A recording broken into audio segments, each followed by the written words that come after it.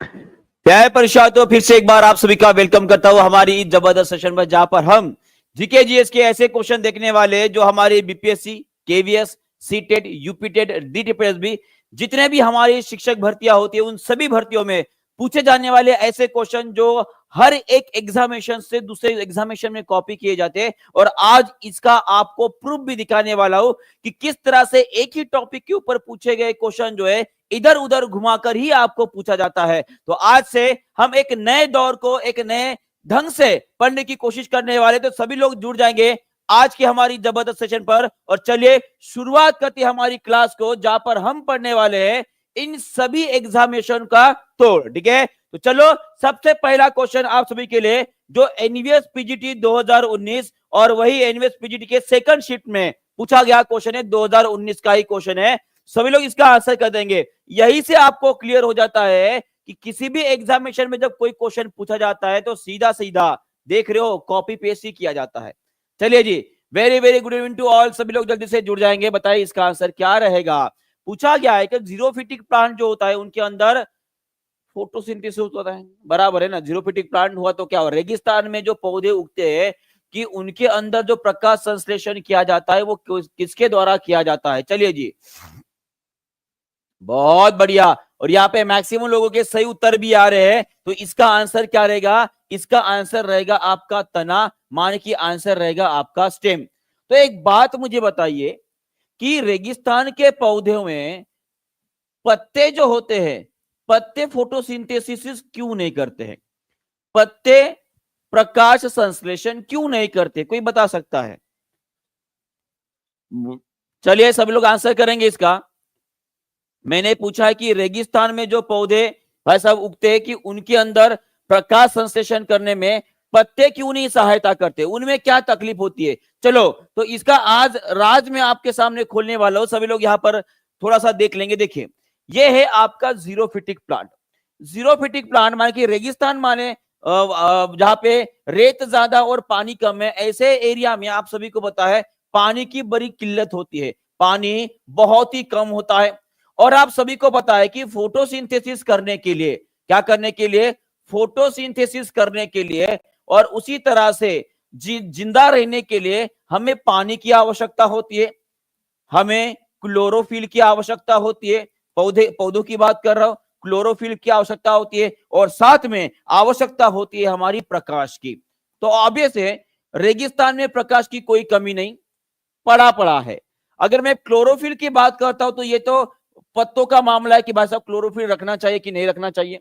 और सभी लोग कमेंट बॉक्स में लिख देंगे अगर आपको पता है कि ये क्लोरोफिल में ऐसा कौन सा मूलभूत तत्व पाया जाता है जिसकी वजह से ये क्लोरोफिल, भाई साहब क्लोरोफिल होता है। तो इसका आंसर रहेगा आपका मैग्नीशियम। क्या रहेगा? मैग्नीशियम। और उसी तरह से अगर अभी बात करते हैं हम पानी की, फिर तो पानी की किल्लत और उसी के वजह से इन पत्तियों में से एक प्रोसेस होती है जिसका नाम होता है ट्रांसपीरेशन। अगर पत्ते हैं, अगर मान लीजिए ये पत्ते हैं तो पत्तों में से जो पानी भाप की रूप में उड़ जाता है उस प्रोसेस को हम क्या बोलते हैं जी? क्या बोलते हैं? सभी लोग बताएंगे। उसे बोलते हैं हम ट्रांसपीरेशन। क्या बोलते हैं? ट्रांसपीरेशन बोलते हैं, माने कि बाष्पीकरण बोलते हैं, बराबर है। अब इस बाष्पीकरण के रेट को कम करने के लिए, क्योंकि प्रकाश की मात्रा ज्यादा है, उष्मा ज्यादा है, उसके वजह से इस रेट को कम करने के लिए, बाष्पीकरण को कम करने के लिए यहाँ पे जो आपको कांटे नजर आ रहे हैं ना भाई साहब, यही कांटे, मतलब यहाँ पे जो पत्ते हैं वो पत्ते कन्वर्ट हो गए कांटों में। किसमें कन्वर्ट हो गए? कांटों में, ताकि बाष्पीकरण का जो रेट है वो कम हो जाए। तो ये मुख्य कारण है कि क्यों क्यों जो जीरोफिटिक प्लांट्स होते हैं, माने कि रेगिस्तान में पाए जाने वाले जो पौधे होते हैं कि उनके अंदर पत्ते नहीं बल्कि स्टेम, माने कि जो तना होता है उनके अंदर आपको क्लोरोफिल पिगमेंट दिखाई दे रहा है। और ये जो हरा हरा पत्ते जैसे नजर आ रहा है ना, ये उसका तना है। और इसी तने में जहां पे क्लोरोफिल पिगमेंट रहेगा वहीं पे क्या रहेगा जी? वहीं पे आपका फोटोसिंथेसिस होने वाला है। तो इसीलिए जीरोफिटिक प्लांट्स में फोटोसिंथेसिस कहां पर होता है? इन पौधों में, मान की इसमें तनों में होता है। यहां तक क्लियर हो गया है जी। चलो आगे बढ़ते, थोड़ी सी और इसके बारे में डिस्कस करते हैं। एक बात मुझे बताइए, ये कमल का फूल है, ये कमल का पौधा है, इस पौधों को हम क्या बोलते हैं जी? जो पानी में पाया जाता है केवल पानी, माने कि जिनमें पानी की इतनी ज्यादा मात्रा है कि उसमें वो जिंदा रह सकते हैं, उन पौधों को क्या बोलते हैं जी? सभी लोग कमेंट बॉक्स में लिखेंगे जी इसका आंसर क्या रहेगा। मैंने पूछा कि कमल का पौधा ये कौन से प्रकार का पौधा है, जैसे कि जीरोफिटिक प्लांट्स में वो आपको कैक्टस नजर आया था, बराबर है। और उसी तरह से कमल के पौधों को हम क्या बोलते हैं, कौन से प्रकार के हैं जी? बहुत बढ़िया, बहुत बढ़िया। बीज और हाइड्रो हाइड्रोफिटिक प्लांट बोलते हैं, बहुत बढ़िया। इसे बोलते हैं हाइड्रोफाइट भी बोला जाता है। और एक बात मुझे बताइए, ये जो कमल के पौधे होते हैं भाई साहब, इनका तना अगर आपने देखा होगा, मान लीजिए ये पानी है ना, ये पानी है, और इस पानी के अंदर से मान की जमीन से उनका तना जो है भाई साहब ऐसे ऊपर आता है, ये तना ऊपर आ गया, और ऊपर आने के बाद यहाँ पे उनके जो है ऐसे पत्ते रहते हैं, और यहाँ पे ऐसा पौधा रहेगा, बराबर है, यहां से पौधा रहेगा। ये हो गया आपका कमल का फूल जो बचपन में हम निकाल पाते थे। एक बात मुझे बताइए, अगर मैं इन हाइड्रोफिटिक प्लांट्स की अगर मैं बात करता हूं, तो इनमें इनमें ऐसे कौन से ऊतक होते हैं, ऐसे कौन से ऊतक होते हैं जिसके वजह से ये उनका तना जो है भाई साहब पानी में तैरते रहता है? ये क्वेश्चन जो है, ये क्वेश्चन आपके बीपीएससी में पूछा गया क्वेश्चन है, अगर आपको याद आ रहा है तो, है ना। तो इनमें जो है यांत्रिक सपोर्ट के लिए कोई भी टिश्यू नहीं होता है, यांत्रिक सपोर्ट माने जिसे मैकेनिकल सपोर्ट बोलते हैं। और इसी के वजह से इनमें पाए जाने वाले जो ऊतक होते हैं, इनको क्या बोला जाता है? सभी लोग कमेंट बॉक्स में एक बार लिखेंगे। बहुत बढ़िया जी, दीप्ति जी ने सबसे पहला आंसर दिया है, इन्हें बोलते हैं हम एरेन कायमा बोला जाता है। क्या बोला जाता है? एरेन कायमा बोला जाता है। स्पेलिंग थोड़ा सा आगे पीछे हो सकती है, तो थोड़ा सा इसके ऊपर ध्यान देंगे, ठीक है। उनको हम क्या बोलते हैं? एरेन कायमा के नाम से जाना जाता है। जो कि कैसे होते हैं, इनके तने को अगर आप इस तरह से काटोगे तो उनका तना जो है आपको इस तरह से उनके अंदर आपको हवा से भरी हुई छेदें नजर आएगी, और इसी के वजह से वो पानी के ऊपर तैरते हैं। और उसमें मदद करने वाले उनके ये पत्ते भी होते हैं जो उनका सरफेस एरिया बढ़ाकर उनको ऊपर पानी के ऊपर रखने में मदद करते हैं। क्लियर है जी? बहुत बढ़िया। चलिए और आगे बढ़ते हैं। नेक्स्ट क्वेश्चन आप सभी के लिए ये रहा। चलो ये क्वेश्चन जो है आपके बीपीएससी में पूछा गया क्वेश्चन है, यह आपके बीपीएससी में पूछा गया क्वेश्चन है। सभी लोग इसका भी आंसर कर देंगे। इसका आंसर क्या रहेगा? चलिए बताइए जी, जल्दी जल्दी आंसर करेंगे। When the soil is hyper alkaline, मान की अति क्षारीय है। अति क्षारीय का मतलब क्या है? जिसका पीएच मान लगभग 12 से 14 के बीच में होगा, उनको बोलते हैं हाइपर अल्कलाइन। क्या बोलेंगे? हाइपर अल्कलाइन बोलेंगे। और इसमें पूछा गया कि ऐसे पौधे नहीं होते, जब मृदा की गुणवत्ता में सुधार करने के लिए क्या मिलाना चाहिए? तो एक बात हमेशा ध्यान में रखिएगा कि यहाँ पे क्विकलाइन, जिसे हम अन्नभुजा चूना बोलते हैं, या कैलेमाइन सोल्यूशन, इन दोनों के, ये दोनों भी कैसे क्षारीय है? कैसे है? क्षारीय है। तो ऑब्वियस है, हम सभी को पता है, किसी भी पौधे को जीने के लिए या कोई भी अगर जमीन के अंदर जिंदा रह रहा है, तो उनको लगभग 7.2 से लेकर 7.7 या 7.6 इस पीएच के दौरान जो वो जिंदा रहते हैं, अच्छे से उनकी ग्रोथ होती है। ना ही कंप्लीटली अल्कलाइन रहेगी और ना ही कंप्लीटली एसिडिक माने की न्यूट्रल रहेगी। और ये जो पीएच मान आपको मैंने बताया, ये बहुत ही बढ़िया होता है। इसका मतलब अगर इस पीएच मान में किसी पौधे को आप लगाओगे तो ऑब्वियस है वो मर जाएगा, क्योंकि वो उसमें जिंदा नहीं रह पाएगा। और इसीलिए हमें क्या करना पड़ेगा? उनमें ऑर्गेनिक मैटर ऐड करना पड़ेगा, क्योंकि हम सभी को पता है ऑर्गेनिक मैटर का मतलब होता है ऐसी चीजें जो सड़ जाए। क्या हो जाए? सड़ जाए। और एक बात मुझे बताएंगे, वो सड़ाने का काम कौन करते हैं? बैक्टीरिया करते हैं, फंगी करते हैं, वायरसेस करते हैं, और बाकी चीजें भी करते हैं। तो ऑब्वियस है इसमें एक बात आपको समझ में आ जाएगी कि जब सड़ते हैं तो उस टाइम पे क्या बनता है जी? एसिडिक इन्वायरमेंट बनता है। क्या बनता है? एसिडिक इन्वायरमेंट बनता है। और ये इतना ज्यादा क्षार चीजों में जब आप ऑर्गेनिक मैटर डालोगे तो एसिड और ये क्षार दोनों भी न्यूट्रल हो जाएंगे, और उनका पीएच मान लगभग 7 से 8 के बीच में मेंटेन करने में मदद हो जाएगी। इसीलिए जब कभी भी अति क्षारीय अपने पास अगर जमीन होती है तो उसमें क्या डाला जाता है, ऑर्गेनिक मैटर डाला जाता है। और सबसे बढ़िया खाद मैं आपको बताता हूं, अगर आपके पास जमीन है, कितने लोगों के पास जमीन है और बताएंगे क्या कभी आपने अपने खेती के अंदर जो मट्टी है उसका कभी पीएच मान आपने चेक करवाया है? अगर नहीं चेक करवाया है और अगर आपको लगता है कि आपके मट्टी में सोडियम और पोटेशियम के तत्व अगर ज्यादा है, देखिए मैं यहां पे एक बात आपको क्लियर करना चाहूंगा, अगर जब कभी भी किसी सॉइल की मैं बात करता हूं, जब कभी भी मैं किसी सॉइल की बात करता हूं, अगर इस सॉइल में आपके पोटेशियम और सोडियम इनके आयंस अगर ज्यादा होते हैं, इनकी मात्रा अगर ज्यादा रहेगी, तो उस केस में आपका सॉइल का जो पीएच मान है वो बहुत 7 से अधिक रहेगा, माने कि वो कैसे रहेंगे जी, क्षारीय रहेंगे।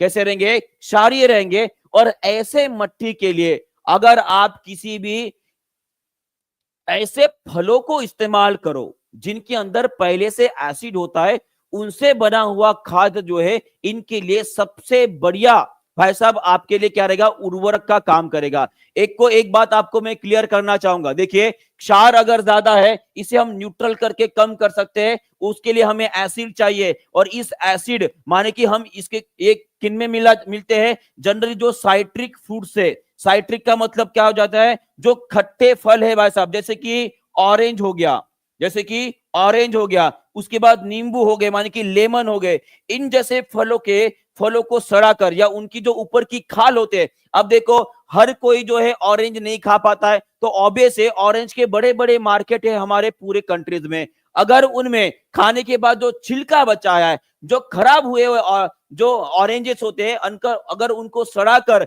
अच्छा खाद बना दे, तो वो खाद ऐसी मट्टी जिसका क्षार ज्यादा है उनको उपजाऊ हम बना सकते हैं। ठीक है, ये बहुत ही इंपॉर्टेंट बात मैं आपको बता रहा हूं, क्योंकि आप सभी को पता है कि हमारा भारत देश एक प्रकार का कृषि प्रधान देश है, माने कि जहां पर मैक्सिमम लोग खेती से अपना उपज निर्माण करते हैं, और उसी तरह से हमारा भारत देश एग्रीकल्चर प्रोडक्ट्स को एक्सपोर्ट करने में भी आगे है। तो उन सभी बातों के लिए बहुत ही ज्यादा इंपॉर्टेंट रहेगी। क्लियर है जी? बिल्कुल बिल्कुल सही बात बोले मनीषा कुमारी जी, बोले कि नारंगी नागपुर का रहता है जी, बिल्कुल सही बात बोले आपने। चलो, और ये रहे आपका पौधा और ये रहे जड़े। सभी लोग मुझे कमेंट बॉक्स में लिखकर बताएंगे कि पौधों में जो प्रमुख पोषक तत्व होते हैं उनके नाम लिखेंगे।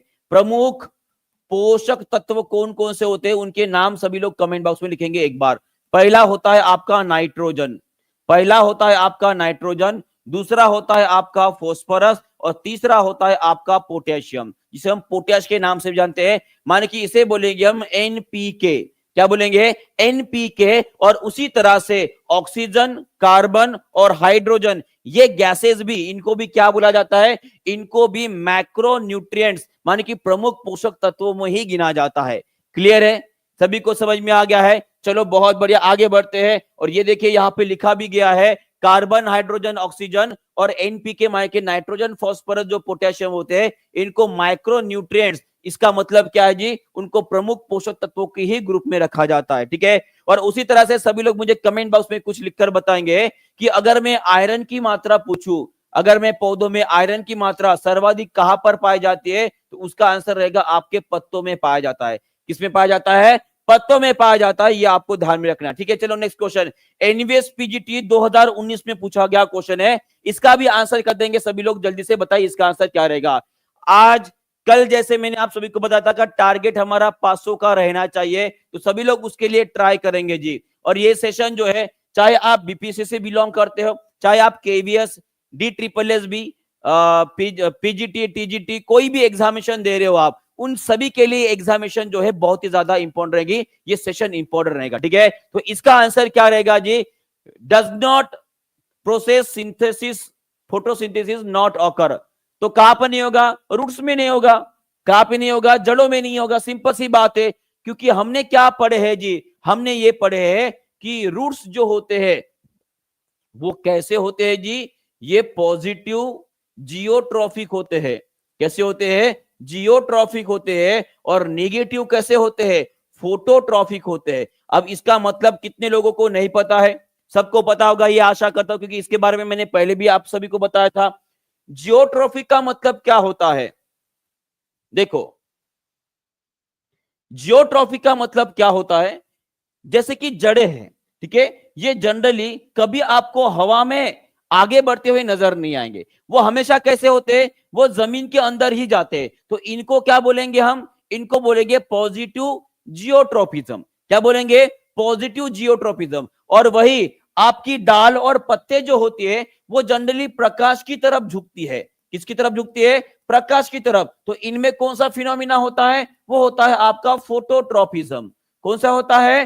फोटोट्रोपिज्म। तो ऑब्वियस है, एक बात हमेशा ध्यान में रखिएगा, अगर आपके किसी ने तने के बारे में पूछा तो तना कैसा होता है जी? ये होता है आपका पॉजिटिव फोटोट्रोपिज्म होता है, फोटो होता है। और निगेटिव कैसे रहेगा? जियोट्रोपिज्म रहेगा।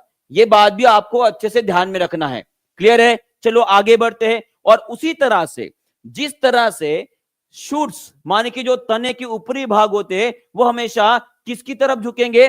प्रकाश की तरफ झुकेंगे। तो इस फिनोमिना को हम क्या बोलते हैं? फोटोट्रोपिज्म बोलते हैं। और सभी लोग मुझे कमेंट बॉक्स में लिखकर बताएंगे कि ये जो मैंने आपको जियोट्रोपिज्म बोला, एक होता है हाइड्रोट्रोपिज्म, एक होता है आपका ये फोटोट्रोपिज्म, है ना? फोटोट्रोपिज्म, इन सभी के लिए कौन सा हार्मोन जो है वो रिस्पॉन्सिबल होता है? क्या बात है दीप्ति जी! दीप्ति जी ने पहले ही समझ लिया कि सर क्या पूछने वाले हैं। तो इसका आंसर रहेगा आपका ऑक्सिन। और ये क्वेश्चन जो है भाई साहब, ये इस बार बीपीएससी में पूछा गया था। कितने लोगों को पता है? कितने लोगों को पता है कि ये क्वेश्चन जो है इस बार बीपीएससी में पूछा गया था कि ये ऑक्सिन की मात्रा कहां पर ज्यादा होगी? कोई बता सकता है क्या? इस ऑक्सिन की मात्रा कहां पर ज्यादा होगी? कहां पर ज्यादा होगी जी? कहां पर ज्यादा होगी? जहां पे प्रकाश की मात्रा कम होगी। जहां पे प्रकाश कम है, जहां पे प्रकाश कम पड़ रहा है, वहां पे ऑक्सिन की मात्रा कैसे रहेगी? ऑक्सिन ज्यादा होता है। और इसीलिए वो हमेशा किधर बढ़ेगा? वो प्रकाश की तरफ ही बढ़ता है। क्लियर हो गया यहाँ पे? बहुत बढ़िया। चलो आगे बढ़ते हैं, नेक्स्ट क्वेश्चन तरफ बढ़ते हैं। आप सभी के लिए बताओ, इसका आंसर कर देंगे सभी लोग जल्दी से। क्या रहेगा इसका उत्तर? नकारात्मक भूगति का प्रदर्शन निम्नलिखित में से किस पौधे के भाग द्वारा किया जाता है? चलो जी, यहां पे बोला गया है निगेटिव जियोट्रोपिज्म के बारे में। तो इसका आंसर क्या रहेगा? इसका आंसर क्या रहेगा? चलो, शूट्स रहेंगे, लीव्स रहेंगे, क्या रहने वाला है? थोड़ा सा, हाँ, निगेटिव जियोट्रोपिज्म बोला गया है।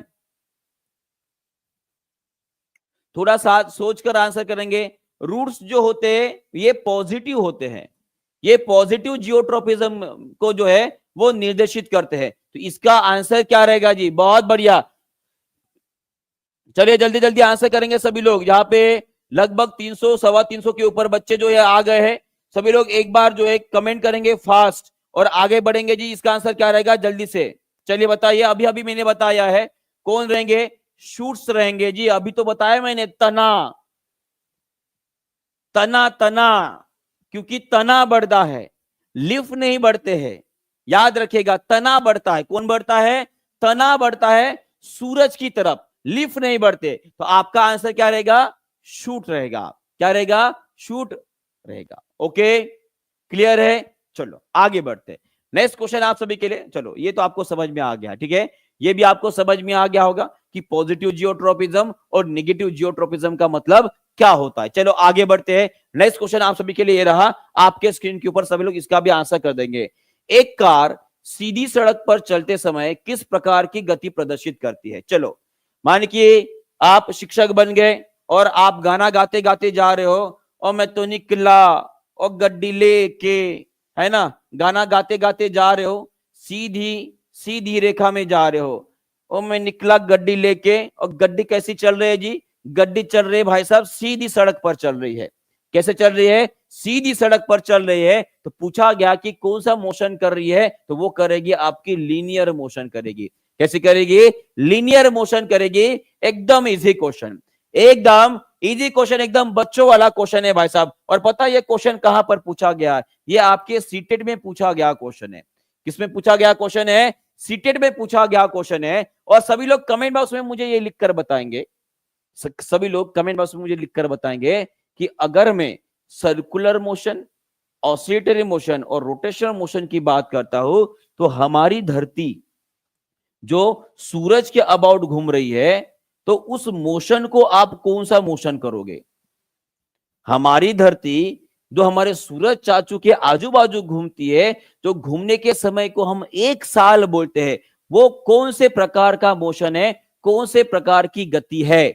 चलिए जी, सभी लोग आंसर करेंगे। इसका आंसर क्या रहने वाला है? बहुत बढ़िया जी, इसका आंसर क्या रहेगा? इसका आंसर रहेगा आपका सर्कुलर मोशन। कौन सा? Circular motion. और वही धरती जो अपने आजू बाजू घूमती है, अपने खुद के आजू बाजू घूमती है, उस मोशन को हम क्या बोलते हैं? उसे बोलेंगे हम रोटेशनल मोशन। क्या बोलेंगे?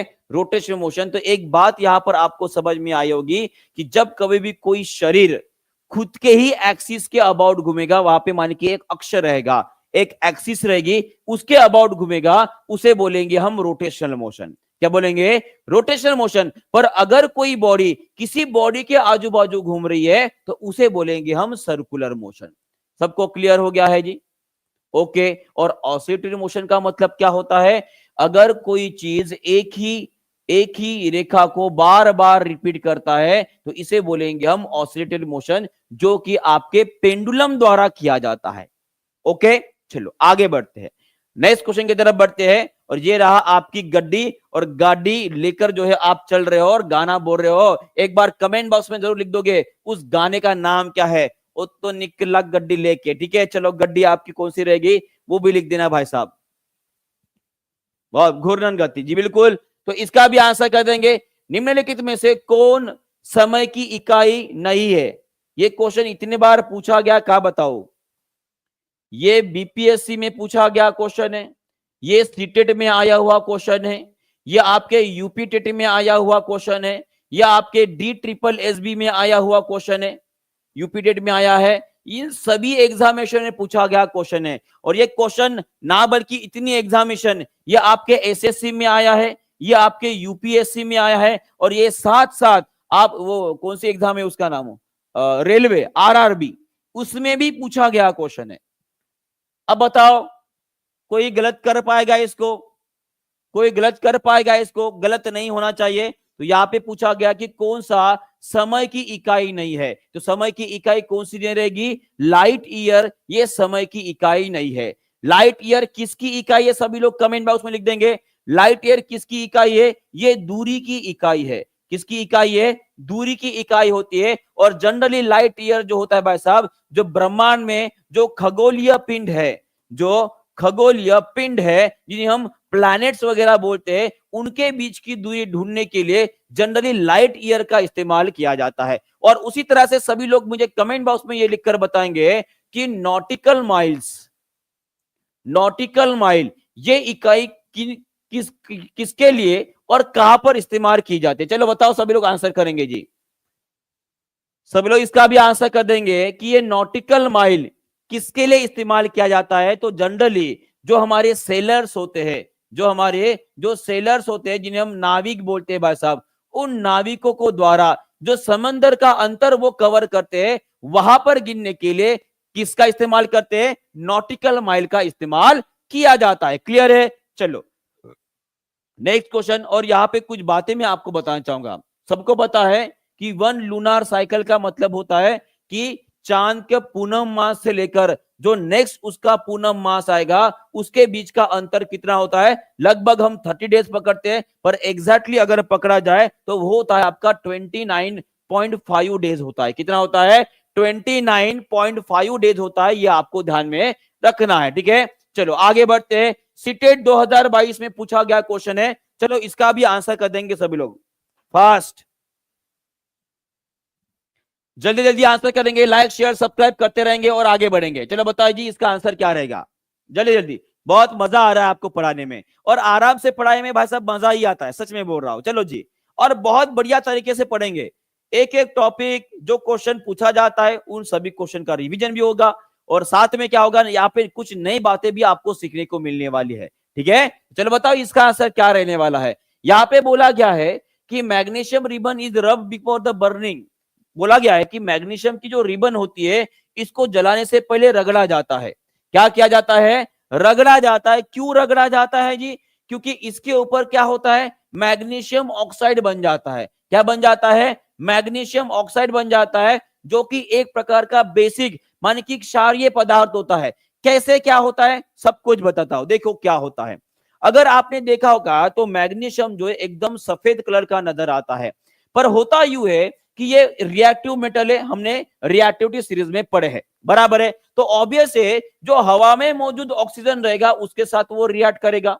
क्या करेगा, रिएक्ट करेगा, और रिएक्ट करके क्या बनाएगा, वो बनाएगा आपका मैग्नीशियम ऑक्साइड। क्या बनेगा, मैग्नीशियम ऑक्साइड बनेगा। और ये मैग्नीशियम ऑक्साइड जो है वो जनरली काले रंग का होता है। कैसे होता है, थोड़ा सा ब्लैकिश होता है, और इसीलिए जो सफेद दिखने वाला मैग्नीशियम होता है उसके ऊपर काली परत चढ़ जाती है। किसके वजह से, इस मैग्नीशियम ऑक्साइड की वजह से। पर ये मैग्नीशियम ऑक्साइड जो होता है ये जलता नहीं है, इनकम्बस्टिबल होता है। और इसीलिए अगर आपको मैग्नीशियम को जलाना है तो ऑब्वियस है इस मैग्नीशियम ऑक्साइड को निकालना पड़ेगा, और निकालने के लिए आप क्या करोगे, उसे घिसना पड़ेगा। उसको क्या करना पड़ेगा, घिसना पड़ेगा। और इसी घिसने के लिए हम क्या करते, उसको रब करते। क्लियर हो गया यहाँ पे, तो इसे निकालने के लिए, क्लियर हो गया। और उसी तरह से सभी लोग मुझे कमेंट बॉक्स में कुछ बातें मैं आपको पूछने वाला हूं, सभी लोग उसके भी आंसर कर देंगे, ठीक है।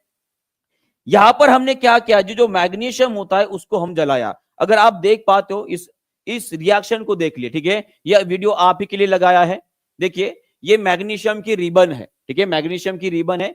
जब इसके उसे फ्लेम के ऊपर रखोगे तो थोड़ी देर बाद जो है वो गर्म हो जाएगा, और गर्म होने के बाद जलने लगेगा। और आप देख पा रहे हो कितनी ब्राइट फ्लेम आपको नजर आ रही है। ब्राइट फ्लेम का मतलब क्या है, इसकी ज्वाला देखिए, ये आपको जनरली पीली नजर आ रही है, और ये कैसे एकदम सफेद नजर आ रही है। सफेद का मतलब क्या होता है, ये कंप्लीटली कंबशन हो रहा है। और ये कंबशन होने के बाद आप देखोगे कि पूरा जलने के बाद इसकी राख बची रहेगी।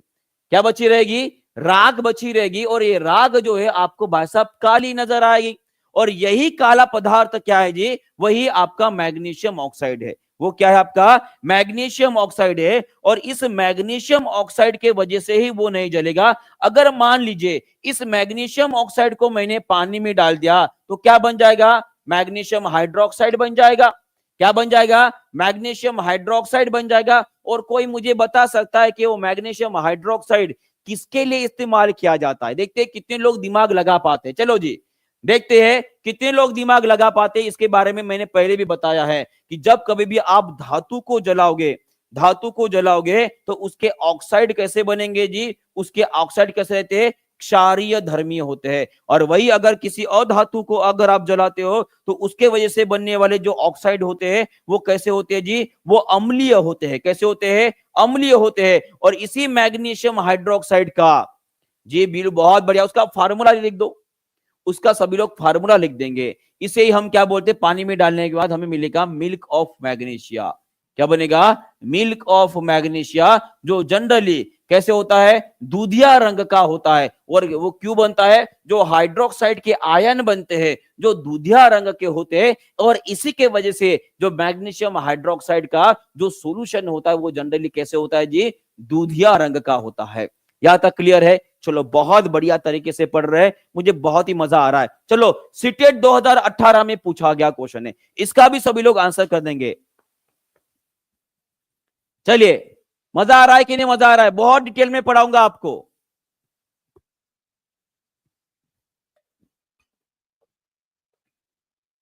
बहुत बढ़िया।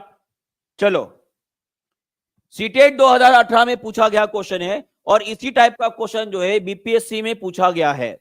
बीपीएससी टीआरई 3.0 की जो री एग्जाम हुई थी, उस री एग्जाम में भी इसके बारे में एक क्वेश्चन पूछा गया था, जो कि आपके एसिड रेन से ही बिलोंग करता है। एसिड रेन से ही बिलोंग करता है, वो क्वेश्चन में आगे दिखाने वाला वैसे भी आपको। तो इसका आंसर कर देंगे सभी लोग। इसका आंसर क्या रहेगा कि एसिड रेन के लिए सबसे ज्यादा कारक कौन सी गैस होती है, तो 3 गैसेस आपको याद रखना है। सबसे ज्यादा कारक कोई गैस पूछी जाती है तो वो होती है आपकी सल्फर डाइऑक्साइड। कौन सी होती है, सल्फर डाइऑक्साइड। उसके बाद होती है आपकी नाइट्रोजन ऑक्साइड, और तीसरी होती है वो है आपका कार्बन डाइऑक्साइड। तो ऑब्वियस है जहां पर आपको NO2 और SO2 मिल रहा है वही सबसे ज्यादा कारक रहेगा। माने कि ऑप्शन नंबर सी जो है वो आपका करेक्ट आंसर रहेगा। ऑप्शन नंबर सी जो है आपका करेक्ट आंसर रहेगा। हमारे एनसीईआरटी में क्या लिखा गया है मैं वो आपको बताने वाला हूं, ठीक है। सब लोग उसके ऊपर ध्यान देंगे। कोई मुझे बता सकता है इस NO2 को हम क्या पढ़ेंगे, और उसी तरह से ये N2O को क्या पढ़ेंगे? सभी लोग एक बार कमेंट बॉक्स में जरूर लिख देंगे।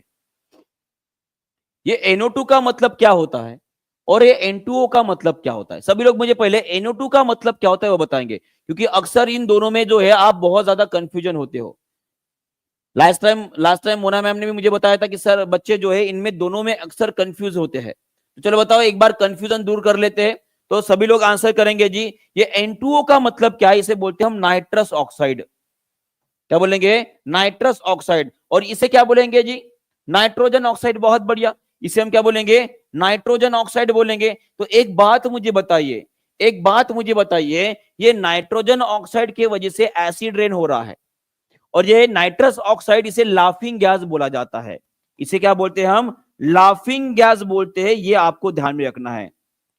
हंसने वाली, बराबर है, क्लियर है। चलो आगे बढ़ते हैं, इसके बारे में थोड़ा सा जान लेते हैं। देखिए होता यूं है कि जो बड़ी बड़ी इंडस्ट्रीज होती है, जो पेट्रोलियम इंडस्ट्रीज हो गई, उसके बाद कारखाने और जो कोयले वाले जो थर्मल पावर स्टेशन वगैरह होते हैं, वहां से निकलने वाली सबसे हानिकारक गैस कोई होगी तो वो है आपकी सल्फर डाइऑक्साइड। कौन सी है? Sulphur dioxide. ये गैसेस जब हवा में पहुंचते हैं तो हवा में मौजूद जो मॉइस्चर होता है उसके साथ वो रिएक्ट करते हैं, और रिएक्ट करके क्या बनाते हैं? एसिड बनाते हैं, जैसे कि H2SO4 और HNO3। ये H2SO4 किससे बना है? वो बना है आपका सल्फर डाइऑक्साइड से। और ये HNO3 किससे बना है? ये बना है आपका नाइट्रोजन ऑक्साइड से। बराबर है। और उसी तरह से इसी हवा में मौजूद जो कार्बन डाइऑक्साइड होती है वो क्या बनाती है जी? वो बनाती है कार्बोनिक एसिड। क्या बनाती है? कार्बोनिक एसिड बनाती है। और ये कार्बोनिक एसिड उस एसिड रेन में भी अपना मूलभूत जो है सहकार्य देती है, ताकि वो उसकी एसिडिटी और बढ़ जाए। आपको हमेशा ध्यान में रखना है कि ये कार्बोनिक एसिड की वजह से जो बरसात का पानी होता है, जो बरसात का पानी होता है उसका पीएच मान लगभग 5.6 के आसपास होता है। कितना होता है? 5.6 के आसपास होता है। पर जैसे ही इसमें ये सल्फर डाइऑक्साइड और नाइट्रोजन ऑक्साइड के वजह से बनने वाले ये एसिड जब इसमें ऐड हो जाते हैं, तो ऐड होने की वजह से जो रेन आता है उसे बोलते हैं एसिड रेन बोला जाता है। और इसका पीएच मान 4.5 से भी कम होता है। कैसे होता है? 4.5 से भी कम होता है। और उस वर्षा को हम क्या बोलते हैं? एसिड रेन बोलते हैं। और इसी एसिड रेन को हमारे एनसीईआरटी में क्या बोला गया है जी? इसको बोला गया है भाई साहब, मार्बल का कैंसर बोलते हैं। क्या बोलते हैं? मार्बल का कैंसर बोला जाता है एसिड रेन को। क्यों? क्योंकि ये देखिए अपना ताजमहल, और ये देखिए ऐसा ताजमहल, ऐसे लगता है कि लगभग 1 साल से उसने कभी ब्रश ही नहीं किया हो, है ना? ऐसे लग रहा है ना, पीला पड़ गया है। क्या पड़ गया है? पीला पड़ गया है। क्यों पड़ गया है? क्योंकि मैं आपको बताना चाहूंगा कि जो आपका कैल्शियम कार्बोनेट होता है, मार्बल का मतलब क्या है? कैल्शियम कार्बोनेट है। क्या है? कैल्शियम कार्बोनेट है। ये कैल्शियम कार्बोनेट जब H2SO4 के साथ रिएक्ट करेगा, CaCO3 प्लस H2SO4, तो यहां पे डबल डिस्प्लेसमेंट रिएक्शन होती है। तो यहां पे आपको CaSO4 मिलेगा, और साथ में ये जो यहां पे निकल रहा है ये H2O बनाएगा और CO2 बनाएगा। और ये जो आपको कैल्शियम सल्फेट मिल रहा है ना, ये कैल्शियम सल्फेट जो होता है भाई साहब, ये होता है पीले रंग का। कैसे होता है? पीले रंग का। और इसी वजह से यह हमारा ताजमहल पीला हो गया है। इसका ब्रश करके देना बहुत जरूरी है। याद रहेगा सभी को। तो यह आपको ध्यान में रखना है मार्बल के कैंसर के बारे में। और ये एसिड रेन यही नहीं, ये हमारे इकोसिस्टम के लिए बहुत ही ज्यादा क्या होता है? हानिकारक होता है। इस एसिड रेन के वजह से जब एसिड उस अगर गर्म जगह के ऊपर गिरेंगे तो उसकी भाप बन जाती है। ये भाप जब हवा में मिश्रित होती है तो उस एसिड के वजह से आई इरिटेशन और आईज के प्रॉब्लम भी बन जाते हैं, स्किन के प्रॉब्लम होते हैं। अगर किसी मिनरल में चले जाए तो उसकी वजह से उससे होने वाले जो पॉइजनस सब्सटेंस होते हैं वो अगर हमारे शरीर में चले जाए तो उससे भी कई बीमारी होती है। अगर ये पानी में चला जाए तो आप सभी को पता है कि पानी में अगर एसिड रेन चला गया तो उसकी एसिडिटी बढ़ जाएगी। और पानी में जो मछली होती है, जिसे हम जल की रानी बोलते हैं, बिना पानी के निकाले ही पानी में ही दम तोड़ देगी। ये आपको ध्यान में रखना, ठीक है। और फॉरेस्ट तो भाई साहब सोच ही लो, क्योंकि मैंने अभी अभी आपको बताया है कि जो सॉइल होती है इसका पीएच मान हमें कैसे चाहिए, थोड़ा सा क्षारीय चाहिए, 7.2 से लेकर 7.5 के आसपास चाहिए। अगर एसिड रेन हो रहा है तो ऑब्वियस है ये सॉइल का जो पीएच मान है वो और भी कम हो जाएगा, और उस कम हुए या उस अम्लीय सॉइल में पौधे जिंदा नहीं रह पाएंगे। क्लियर है? चलो नेक्स्ट क्वेश्चन की तरफ बढ़ते हैं। और ये क्वेश्चन देखिए कितना जबरदस्त है। ये पता है कहां पर पूछा गया है? यह क्वेश्चन पूछा गया है आपके यूपी पीसीएस में पूछा गया है। यूपी पीसीएस 2024-25 में जो क्वेश्चन हुआ था, पेपर हुआ था, उसका क्वेश्चन है। चलो सभी लोग इस क्वेश्चन को पढ़ेंगे और बताएंगे इसका आंसर क्या रहेगा जी। नेक्स्ट, चलो बताओ, जल्दी जल्दी आंसर करेंगे जी। राजस्थान की पावन भूमि पर सर पटक पटक के प्रणाम। जी आपको भी प्रणाम, आपको भी बहुत बड़ा प्रणाम। चले जी, मंजुआस, साहिल गुनिया मंजुआस जी, धन्यवाद। Thank you very much. चलो इसका आंसर कर देंगे सब लोग। दिख नहीं रहा है, थोड़ा सा झूम कर लेता हूं। चलो कोई नहीं, जूम कर लेते इसे। चलो बताओ, अभी सबको दिख रहा है जी? अभी सबको दिख रहा है? चलो इसको पढ़ेंगे और बताएंगे आंसर क्या रहेगा। अभिकथन और कारण दिया है। अभिकथन ये बोल रहा है कि कार्बन डाइऑक्साइड, सल्फर डाइऑक्साइड और नाइट्रोजन ऑक्साइड जो गैस की वर्षा होती है, इसमें वर्षा में घुल मिलकर वो अम्लीय वर्षा उत्पन्न करते हैं। एकदम सही है जी, ये बिल्कुल सही है, अभी अभी हमने पढ़े हैं। और उसी तरह से कारण अगर पूछा जाए, दीप्ति पांडे जी बोल रहे कि सर नागपुर से प्रणाम है जी। सर प्रणाम स्वीकार है आपका। Carbon dioxide, sulphur dioxide, nitrogen oxide के जैसी गैसों की वजह से उच्च सांद्रता के वायुमंडल का वायु प्रदूषण, बिल्कुल ये भी सही है, ये भी सही है। आंसर क्या रहेगा आपका? आंसर क्या रहेगा? ऑप्शन नंबर बी रहना चाहिए। क्या रहना चाहिए? ऑप्शन नंबर बी रहना चाहिए जी, ऑब्वियस है। मान कि ए और आर दोनों भी सही है, और जो आर है उसका कारण भी बता रहे हैं, क्योंकि वो बहुत ज्यादा पोल्यूटेंट होते हैं, और वही पोल्यूटेंट जब पानी के साथ रिएक्ट करते हैं तो एसिड वर्षा कराते हैं। क्लियर है? चलो बहुत बढ़िया, आगे बढ़ते हैं। नेक्स्ट क्वेश्चन आप सभी के लिए बताओ, इसका आंसर क्या रहेगा? ये पूछा गया है आपके, ये DSSB का क्वेश्चन है, या आपके DSSB का क्वेश्चन है। चलो इसका आंसर कर देंगे। निम्नलिखित में से कौन सा सही मेल नहीं खाता? मेल नहीं खाता है ऐसे पूछा गया है। चलो बताओ।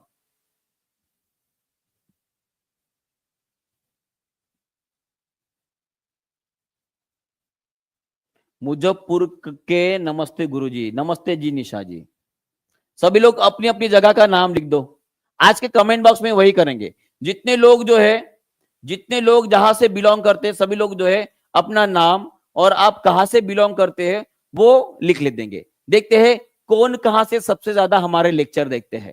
ठीक है जी? फिर उन सभी को मेरी तरफ से जो है प्रणाम करूंगा जी। बिल्कुल, चंपारण की धरती से भी प्रणाम गुरु जी, स्वीकार है जी, आपका भी प्रणाम स्वीकार है। चलो बताओ, लखनऊ से भी स्वीकार है, सभी जगह से स्वीकार है। कमेंट बॉक्स में जरूर लिख दीजिएगा, ठीक है? आज का कमेंट में देख लूंगा। डेसिबल जी बिल्कुल यूनिट ऑफ साउंड है। हॉर्स पावर जी बिल्कुल। नॉटिकल माइल बिल्कुल सही बात है। सेल्सियस अभी आज ही पढ़ा है, कितने लोगों को पता है?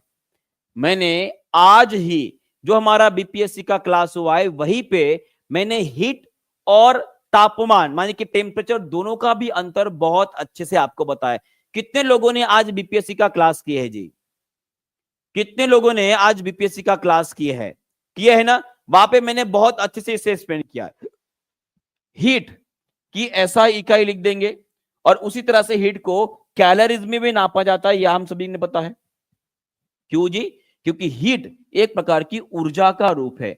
ये क्या, एक प्रकार के ऊर्जा का रूप है। और उसी तरह से ये सेल्सियस में किसे गिना जाता है जी? ये गिना जाता है आपके तापमान को गिना जाता है, टेम्परेचर को गिना जाता है। और तापमान की ऐसा इकाई क्या है वो भी सभी लोग कमेंट बॉक्स में लिख देंगे जी। चलो बहुत बढ़िया। और उसी तरह से जी जल्दी जल्दी बताओ, जल्दी जल्दी आंसर करेंगे सभी लोग, इसका आंसर क्या रहेगा? मैंने पूछा है कि अगर मैं यूनिट ऑफ हीट की बात करता हूं तो ये आएगी आपकी जूल आएगी, ऐसा इकाई। और उसी तरह से ये ऊर्जा की इकाई होती है, और सेल्सियस जो है उसे तापमान को गिना जाता है, और इसकी इकाई होती है आपकी केल्विन। और उसी तरह से ये डेसिबल किसकी इकाई है जी? ये है आवाज के प्रबलता की इकाई है। आवाज की जो प्रबलता होती है, जिसे हम लाउडनेस बोलते हैं, प्रबलता बोलते हैं, उसकी इकाई होती है, जिसे हम स्ट्रेंथ ऑफ साउंड भी बोलते हैं। ओके, चलो आगे बढ़ते हैं नेक्स्ट क्वेश्चन। उसके पहले नॉटिकल माइल के बारे में थोड़ा जान लेते हैं। डेसिमल आप सभी को पता है, डेसिमल जो है आवाज की जो प्रबलता होते है उसे मापने के लिए इस्तेमाल किया जाता है। अगर मैं बात करता हूं नॉटिकल माइल्स की, तो इस फिगर को मैं आपको अच्छे से आपको हाईलाइट करना चाहूंगा। अगर मान लीजिए ये है अपना कोलंबस, कौन है? कोलंबस निकला था भाई साहब कहां से और पहुंच गया कहां पे, और बोल रहा था कि मैंने इंडिया को खोज के निकाला, बराबर है। अगर मान लीजिए ये कोलंबस किसी एक जगह से दूसरे जगह पर जा रहा है और उस जाने के लिए उसने 1 मिनट ले लिया, क्या ले लिया? 1 मिनट ले लिया। तो इस 1 मिनट का जो यहाँ पे कोण बना है, 1 मिनट का यहाँ पे जो कोण बना है, उस कोण में जो अंतर आता है वो होता है आपका 1852। कितना आता है? 1852। तो 1 nautical mile, 1 nautical mile is equal to कितना होता है? वो 1852 मीटर होता है। ये आपको याद रखना है। क्लियर है जी? चलो आगे बढ़ते हैं। और उसी तरह से हीट, ये सभी बताया है। किलोवाट आवर, ये भी आपकी ऊर्जा की इकाई रहेगी। और इसी क्या बोला जाता है जी? ये है आपकी, इसे ही हम बोलते हैं यूनिट बोलते हैं। क्या बोलते हैं? 1 यूनिट बोलते हैं। और इसी 1 यूनिट को क्या बोला जाता है? ऊर्जा की औद्योगिक इकाई बोला जाता है। औद्योगिक इकाई बोली जाती है, ये आपको ध्यान में रखना है। माने कि इसे बोलते हैं हम इंडस्ट्रियल यूनिट ऑफ एनर्जी। क्या बोलते हैं? अमेरिका के धरती से नमस्ते गुरुजी। निशा जी क्या बात कहे भाई साहब, टेक्निकल टीम देख रहे हो, फैसर देख रहे हो, अमेरिका से भी हमें नमस्कार भेजा जा रहा है। ठीक है, हाँ जी बिल्कुल निशा जी, अमेरिका के धरती से नमस्ते गुरुजी। आपका भी भाई साहब, मैं एक बात समझ में नहीं आती, गुरुजी ने हमारा नाम लेना चाहिए। एक बात बताओ, यहाँ पे युगांडा से कौन है? एक बार हाथ ऊपर कर दो भाई साहब, यहाँ पे युगांडा से कौन है? युगांडा से मैं सबसे ज्यादा नमस्कार को ये करूंगा जी, बिल्कुल। चलिए सभी लोग बताएंगे यहाँ पे युगांडा से कौन है जी। चलो सभी ने अपने अपने देश बदल दे भाई साहब, फैसर देख रहे हो, देखो अच्छे से इनको। ठीक है, चलो नेक्स्ट क्वेश्चन करते हैं। एनडीए और एनईआई 2022 में पूछा गया क्वेश्चन है, इसका भी सभी लोग आंसर कर देंगे जी, बताइए। चलिए आंसर कर देंगे, इसका आंसर क्या रहेगा जी? निम्नलिखित में से कौन सा प्रतिरोधकता की ऐसा इकाई को सही ढंग से दर्शाता है?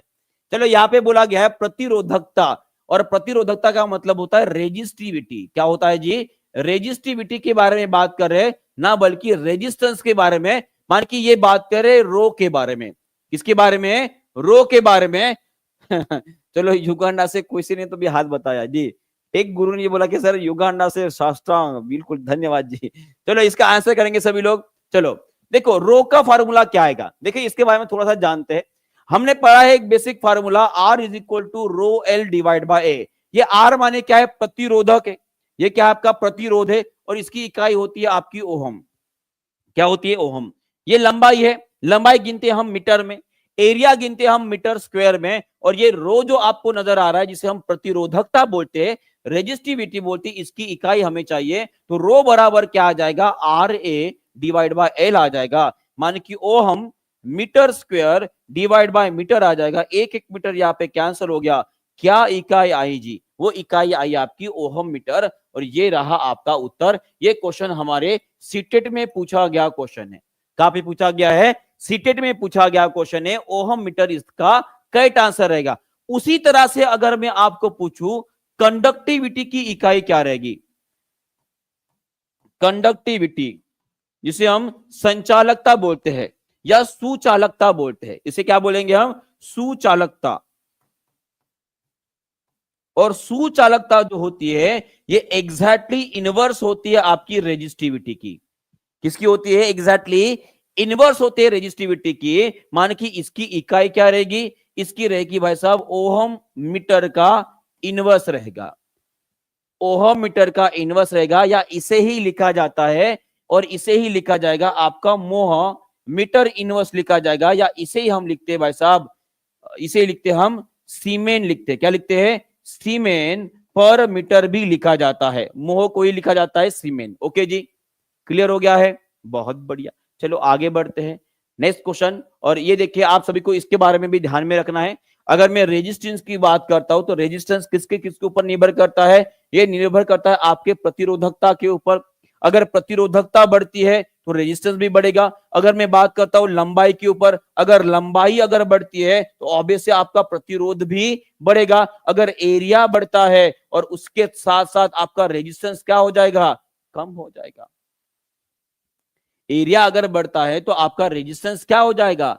कम हो जाएगा। ये आपको ध्यान में रखना है। क्लियर है जी? यहाँ पे इतना समझ में आ गया है? चलो आगे बढ़ते हैं। नेक्स्ट क्वेश्चन आपके लिए एनडीए एनआई 2022 में पूछा गया क्वेश्चन है। सिंपल सा क्वेश्चन है और ये क्वेश्चन मैक्सिमम लोगों को आ जाएगा, मैं ही लिख देता हूं। 746 इसका आंसर रहेगा। ठीक है, 746 इसका आंसर रहेगा। क्लियर है जी? चलो बहुत बढ़िया। नेक्स्ट क्वेश्चन आप सभी के स्क्रीन के ऊपर ये रहा। यूपीपीसीएस 2024-25 में पूछा गया क्वेश्चन है। इसका आंसर सभी लोग कमेंट बॉक्स में सॉल्व करके मुझे बताएंगे। यहां पे पूछा गया कि what is the relation between the temperature which is measured in Fahrenheit and degree Celsius. पूछा गया है कि डिग्री सेल्सियस में और फ़ारेनहाइट में जो तापमान गिना जाता है उन दोनों के बीच का रिलेशन क्या रहेगा? तो इसका आंसर रहेगा भाई साहब, डिग्री फ़ारेनहाइट बराबर 9/5 डिग्री सेल्सियस प्लस 32। अब जहां पर ये दिख रहा है भाई साहब उसे टिक मार दो। क्या कहां पर दिख रहा है? देखो 9/5 plus 32, option number D. 9/5 degree Celsius plus 32। इसमें कुछ तापमान बता पूछता हूं, सभी लोग कमेंट बॉक्स में लिखेंगे। यहां पर अगर मैं आपको पूछूं कि बर्फ का तापमान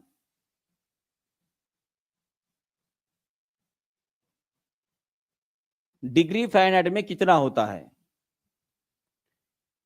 बर्फ का तापमान डिग्री फ़ारेनहाइट में कितना होता है? सभी लोग जल्दी से कमेंट बॉक्स में लिख देंगे। चलिए बताइए इसका आंसर क्या रहेगा? फास्ट, बर्फ का तापमान डिग्री फ़ारेनहाइट में कितना रहता है जी? चले जी जल्दी जल्दी आंसर करेंगे। इसका आंसर क्या रहेगा? कितना रहेगा? ये रहता है आपका 0 डिग्री सेल्सियस। माने कि 0 यहां पे पुट कर दोगे तो ये आ जाएगा आपका 32 डिग्री फ़ारेनहाइट। कितना आ जाएगा? 32 डिग्री फ़ारेनहाइट आ जाएगा। और उसी तरह से मैं अगर आपको पूछूं, क्लियर है? और उसी तरह से आगे पूछूं, अगर मानव शरीर का तापमान फ़ारेनहाइट में वो होता है 98.6 डिग्री फ़ारेनहाइट होता है। 98.6 डिग्री फ़ारेनहाइट होता है। ओके, और उसी तरह से आप सभी के लिए एक होमवर्क दे रहा हूं छोटा सा। अगर मैं एब्सोल्यूट टेम्परेचर पूछूं, एब्सोल्यूट 0 टेम्परेचर अगर मैं पूछूं तो वो डिग्री फ़ारेनहाइट में कितना होता है? ये सभी लोग जो है आंसर कमेंट बॉक्स में सेशन होने के बाद जो कमेंट दिखते हैं वहां पर जरूर कर देंगे। ठीक है, चलो नेक्स्ट क्वेश्चन की तरफ बढ़ते हैं। चलो इसका भी आंसर कर देंगे सभी लोग। क्या रहेगा जी इसका उत्तर? बताइए जी, जल्दी जल्दी आंसर करेंगे।